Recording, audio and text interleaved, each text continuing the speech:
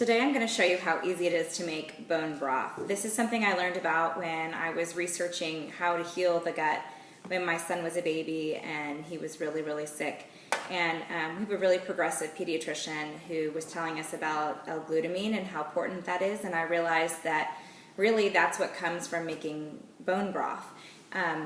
Through learning through Weston A. Price Foundation, and so I'm going to show you how simple it is to make bone broth today. Today we're going to make chicken bone broth because last night we had a roast chicken. Typically I make it right away, but since I was already in my pajamas, I didn't want to do a recording. So this is just the bones of the carcass, the whole chicken carcass from last night. And what I'm going to do is I'm going to put it into my crock pot.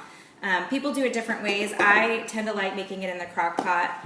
It's just very easy and I can let it safely go for quite a long time. The key with bone broth is just time. So I threw the chicken bones in the crock pot, and now I'm going to go over to my sink, which is right here as I'm moving off camera, and I'm going to fill up the crock pot about 2/3 of the way for an entire chicken carcass. And then after I fill it up, I'm going to put it back into the cooker here, and I'm going to take a tablespoon of high quality sea salt, and I'm going to take a tablespoon of apple cider vinegar. I really like Bragg's. I buy it in big quantities and I pour it in a little kombucha bottle. So I'm going to put a tablespoon of Bragg's apple cider vinegar in here. And then I'm going to put the lid on. I'm going to turn it to high for 1 hour. And then I'm going to let it sit for 24 to 48 hours. And then all I do at that point is strain it.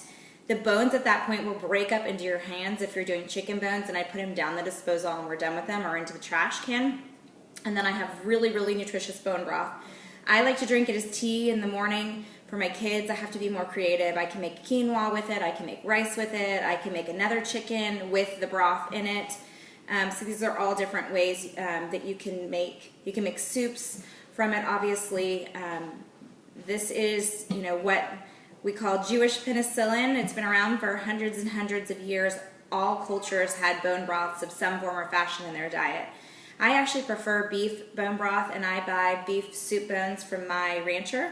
I buy my chickens from the rancher as well. I buy pastured chickens. That is really the best way. These chickens and the beef are living in the sun, eating what they're supposed to eat, and the more healthy your animals are, the more healthy you are going to be because you're eating what your food eats. So I hope everyone makes some really nourishing bone broth. It's a rainy day here, so it's a great day for it.